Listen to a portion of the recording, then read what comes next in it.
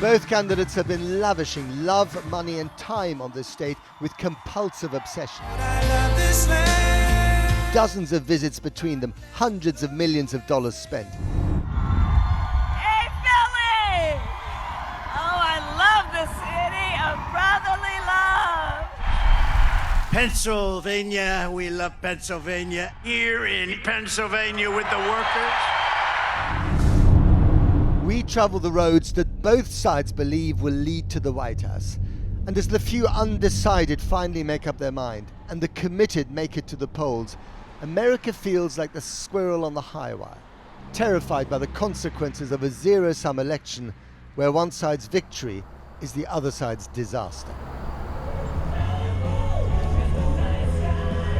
First stop, rural Newport, Trumpland. We don't get Mr. Nice Guy himself, but the next best thing, his would-be daughter-in-law Kimberly. Hello. Partner of Donald Jr., former Fox TV host and trusted Trump whisperer. We are cautiously optimistic. It's all about Pennsylvania. Fabulous. Everything's going to come down, I think, to Pennsylvania. How do you account for the fact that just about everyone who worked for Donald Trump in the first administration can't stand him?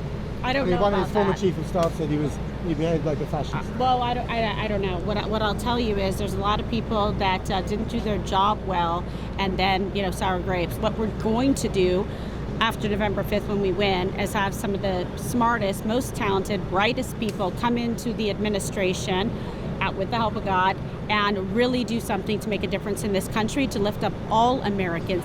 What was that? But there's no such thing as all Americans in a tribally divided America. He knows us. He's for us. He wants to make the country great again. And he can. He'll make it. He'll get us jobs. He'll bring the prices down. And, we'll be able to afford groceries and gas, the things that we need. So life was better when he was in office. Absolutely. If Kamala Harris wins this election, what would that mean for you and for America? Well, for America, it would probably be the most horrible thing that could have happened. And indeed, for us, it would be the same thing. What are you most upset about? Jeez. Too much to choose from. Yeah, somewhere between, the border doesn't affect me here in Perry County so much, Yeah. but I don't like how it affects everyone else. Who represents your interests more? The billionaire from Fifth Avenue or the prosecutor from Southern California? The billionaire from Fifth Avenue. Really? You live in the American dream. We're all going to be that rich one day and have that type of lifestyle. So good for him. Not all bikers travel the same road. In Philly, we meet Black Bikers Vote. Their mission, to get black men especially to register for the ballot. Their concern is less the cost of living and more the future of the republic itself. So if Trump were to become president, what would happen to you and your country? Yeah. This won't be my country anymore. I would absolutely get ready to leave this country. Really? Yes. Where would you go? Back to Africa. Uh-huh. I'm already ready, packed and ready to go. If Kamala does not win this election, I'm no longer going to be here. I'm looking for ways to leave America. I don't put anything past anybody in this country now, because you can almost make that argument if he loses, there might be, extreme violence. There was violence 4 years ago when he lost the election. He never conceded that he lost the election.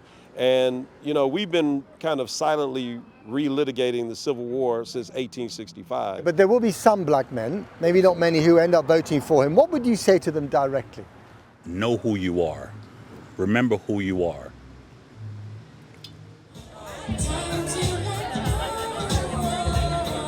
Same message at this gathering. Get out the vote for Kamala Harris. First up, the formidable mayor of Philly. The path to the White House runs straight through the keystone state of the Commonwealth of Pennsylvania. And here past some familiar faces. One thing the Democrats don't lack is star power, unleashed. And may I introduce Mr. Robert De Niro.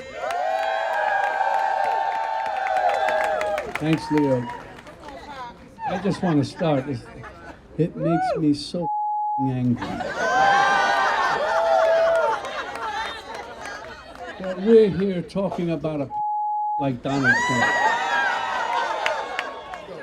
Mr. De Niro, what happens if she doesn't win? Good question. And one they would rather not have to answer. This week, there's arguably no one more powerful in America, maybe even on Earth, than an undecided voter of Pennsylvania. We found one in his isolated homestead on the banks of the Susquehanna River, and his name is Bill. We don't have a good candidate to vote for, whether it's Democratic or Republican. We just have a bad choice. But you're going to vote for one of them? Well, if I don't have a right to complain, do I? So I'm going to vote for one of them, but I don't know which.